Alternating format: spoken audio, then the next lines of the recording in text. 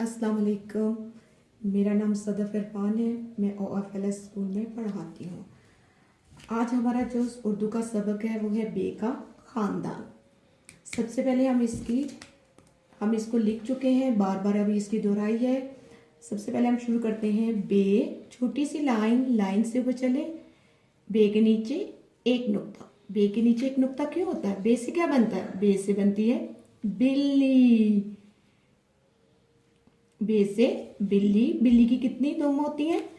एक। वो कहाँ होती है? नीचे के ऊपर, नीचे, इसलिए बे के नीचे एक नुक्ता। बे के बाद क्या आता है? पे। पे के नीचे तीन नुक्ते। पे के नीचे पे से क्या बनता है? पे से पंखा। सब ऊपर देखें, पंखा। पंखे के पर गिने कितने होते हैं? एक, दो और तीन। और पे की हवा कहाँ जाती? पंखे की हवा नीचे आती है, तो पे के नुक्ते कहाँ होंगे? नीचे। ते। ते से क्या बनता है? ते से बनती है तितली। तितली के कितने पर होते हैं? एक और दो। और तितली कहाँ उड़ती है? नीचे के ऊपर, ऊपर। तो ते के नुक्ते कहाँ होंगे? ऊपर। ते के ऊपर दो नुक्ते। उसके बाद आता है टे। टे से क्या बनती है? टोपी। टे से टोपी। टोपी। टे से टोपी।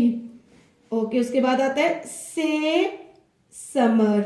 समर किसे कहते हैं? एक प्लेट लेते हैं, उसमें बहुत ज्यादा हम फल रखते हैं, जैसे आम, अंगूर, सेब। तो जब हम एक प्लेट में ज्यादा फल रखते हैं तो उससे क्या कहते हैं? से समर। और जो फल होते हैं वो प्लेट के नीचे होते हैं, ऊपर ऊपर, तो से समर। बे के नीचे एक नुक्ता, पे के नीचे तीन नुक्ते, ते के ऊपर दो नुक्ते, टे के सर पर टोपी, और से के ऊपर तीन नुक्ते।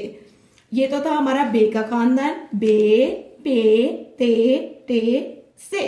अब हम इसके पढ़ेंगे जखीरा अल्फाज, यानी इनसे कौन कौन से लफ्ज बनते हैं। सबसे पहले हम बे की, आप अपनी किताबें खोलें और उसके ऊपर पहला पेज में बे का जखीरा अल्फाज हैं। बे से बतख, बे से बंदर, बे से बकरी। इसी तरह पे से प्याज, पे से पगड़ी जो सर के ऊपर बांधते हैं हम, पे से पत्ता। ते से ताला, ते से तस्वीर और ते से तितली। टे से टोपी, टे से टांग, और उसके बाद आता है से ये देखें समर। आपने